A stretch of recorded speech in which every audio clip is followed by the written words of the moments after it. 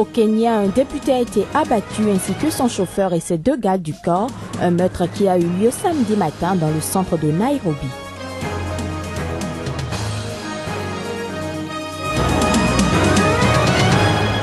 Des critiques après le report des élections au Nigeria, l'opposition nigériane dénonce une atteinte grave à la démocratie.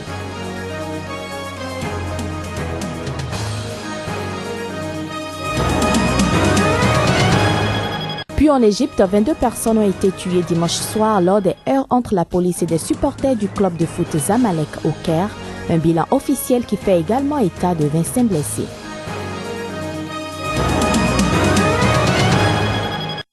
Bienvenue à toutes et à tous et merci de nous rejoindre pour cette édition.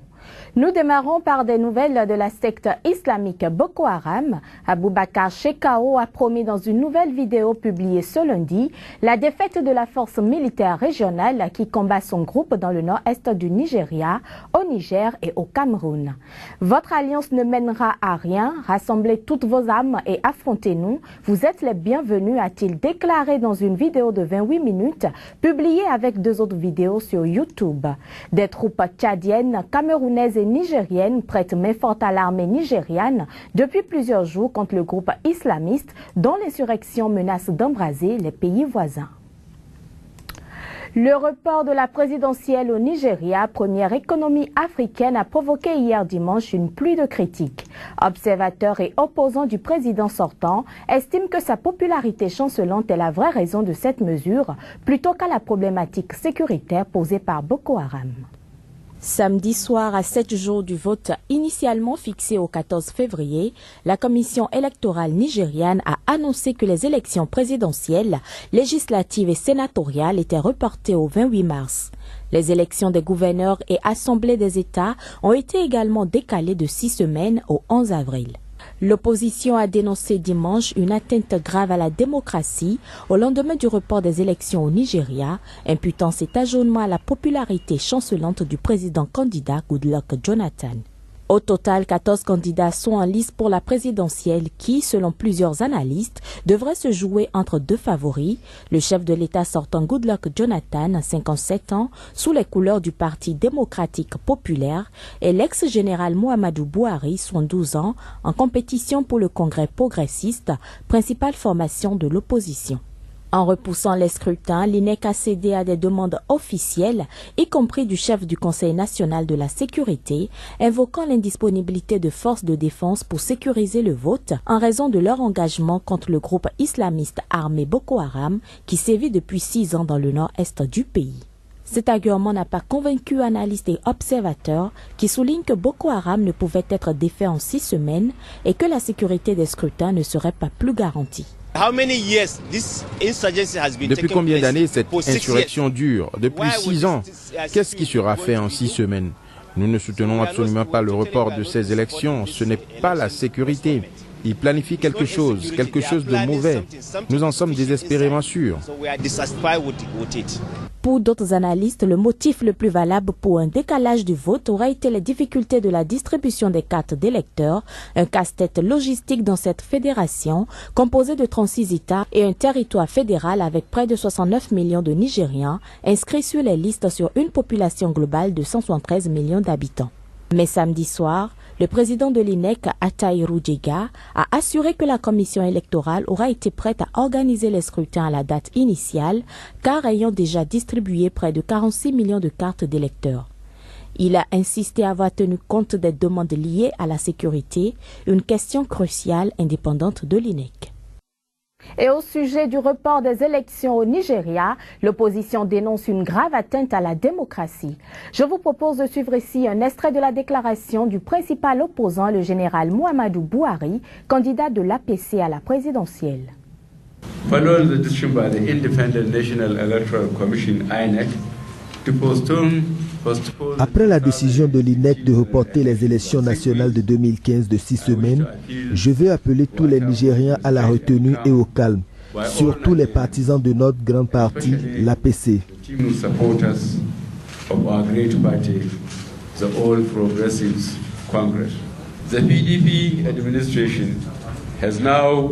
L'administration PDP a organisé un report avec comme excuse La sécurité qui ne peut être garantie dans tout le pays à cause des affrontements des États du Nord-Est. Il faut souligner que même si l'INEC a agi en respect de ses pouvoirs constitutionnels, il est clair qu'ils ont été mis au pied du mur et forcés de plier sous la pression.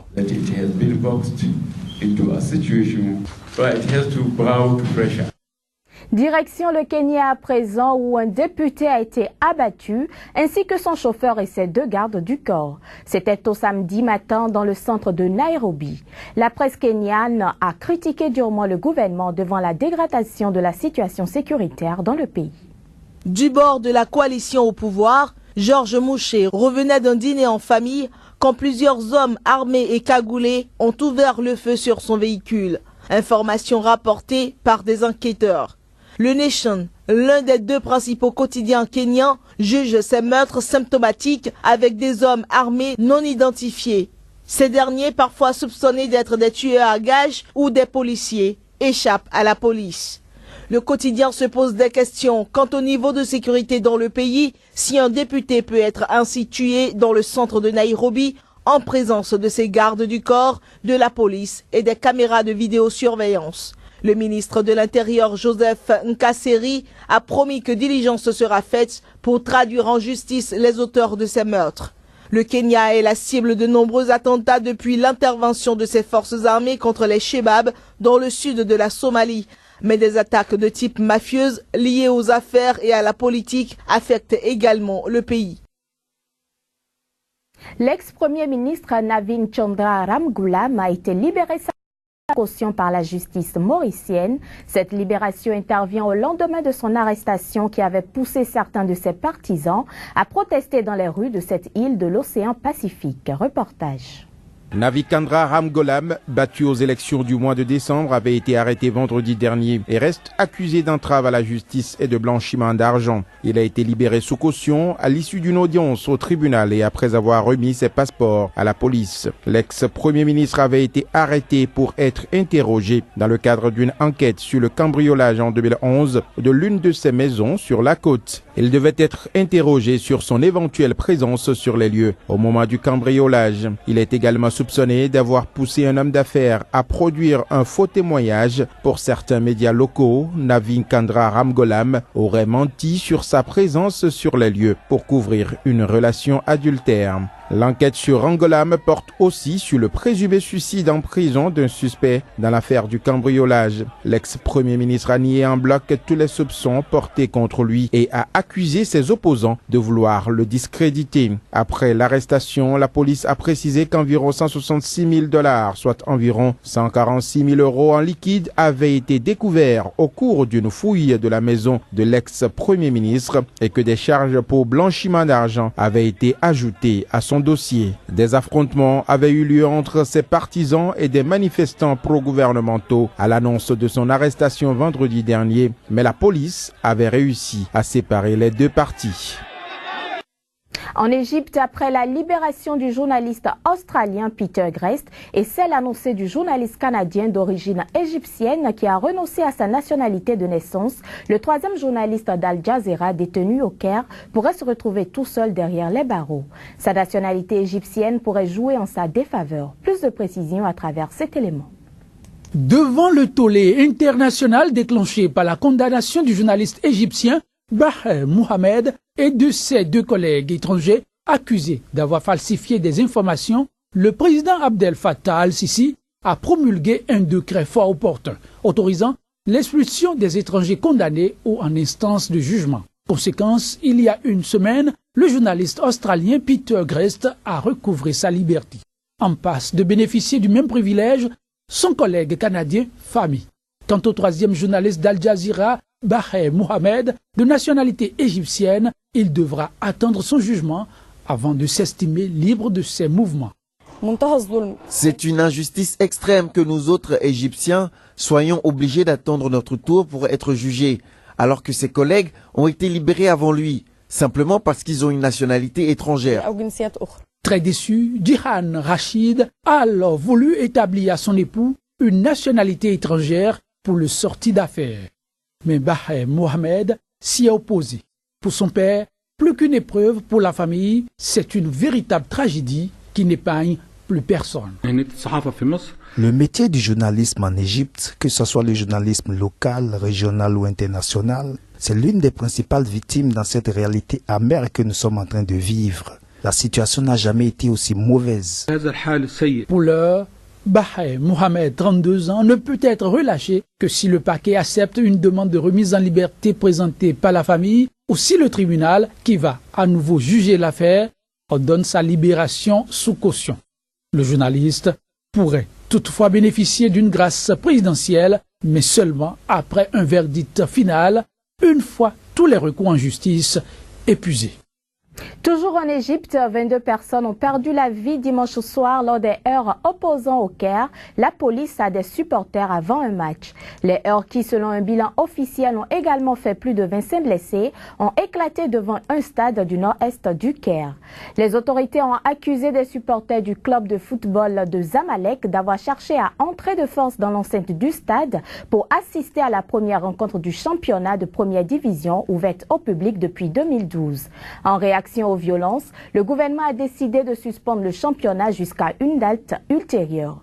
Il faut dire que malgré la gravité de la situation, la rencontre a eu lieu, ce qui a renforcé la colère des supporters. Parlons à présent de la finale de la Coupe d'Afrique des Nations 2015 qui s'est jouée dimanche en Guinée équatoriale. Les éléphants de la Côte d'Ivoire ont tenu leur revanche. Après 2 finales perdues au tir au but en 2006 et en 2012, la Côte d'Ivoire a remporté sa 2e Coupe d'Afrique des Nations en battant le Ghana dans ce cruel exercice. Une explosion de joie à la mesure du terrible suspense qu'ils ont dû endurer. Les supporters ivoiriens ont tremblé jusqu'au bout pour leur équipe qui était toujours à égalité 0-0 avec le Ghana à l'issue des prolongations. Il a donc fallu en passer par les tirs au but et à ce jeu cruel, les éléphants se sont imposés 9-8. Ils offrent ainsi à la Côte d'Ivoire la 2e Coupe d'Afrique de son histoire, 23 ans après celle qu'ils avaient remportée au tir au but déjà face au Ghana. Toute la Côte d'Ivoire est dans la joie. Parce que le scénario de 1992 vient de se reproduire trait pour trait. Depuis 1992, on attendait cette victoire-là. On a souffert, on a pleuré. Mais aujourd'hui, Dieu s'est souvenu de nous. Bravo les éléphants! Une victoire au goût de revanche pour les Ivoiriens après 2 finales perdues au tir au but en 2006 et 2012 et une victoire aux allures de consécration pour leur sélectionneur. Le Français Hervé Renard entre dans l'histoire en gagnant sa 2e Coupe d'Afrique après celle remportée en 2012 avec la Zambie. Pas très convaincant en début de tournoi, ces éléphants ont su monter en puissance au fil des matchs. Il a fallu dire certaines vérités, mais ils ont tous fait les efforts, ils ont beaucoup travaillé durant la préparation et aujourd'hui ils sont récompensés. Parce que dans la vie on peut perdre quelquefois, mais l'important c'est de toujours rebondir, de jamais lâcher. Pour le Ghana, cette défaite au tir au but est particulièrement dure à avaler. Présents dans le dernier carré des 5 dernières éditions de la CAN, les Black Stars vont une nouvelle fois rentrer bredouille à Accra, où les attentes des supporters fatalistes. C'est une déception pour nous. Hein. Le match était à notre portée, mais malheureusement on l'a perdu. Bon, on ne peut rien faire, c'est le jeu, c'est le ballon, c'est le foot, c'est le jeu. À défaut d'avoir gagné la CAN 2015, le Ghana accueillera peut-être la CAN 2017. Il est l'un des 4 pays en lice pour l'organisation de la prochaine coupe avec l'Algérie, l'Égypte et le Gabon. Madame, Monsieur, ce sera tout pour cette édition. Merci pour votre attention. Au revoir.